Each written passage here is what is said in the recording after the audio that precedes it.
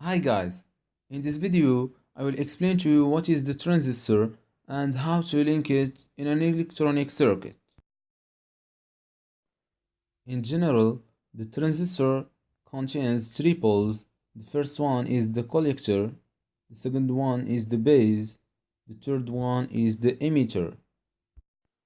The transistors are divided into two types, the NPN and the PNP.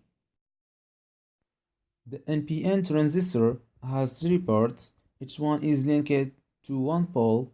Two are negatives and the average is a positive one. How to link the NPN transistor in an electronic circuit? This is the circuit of linking the transistor with a simple lamp, but we need a negative charge in the base to allow the current to pass.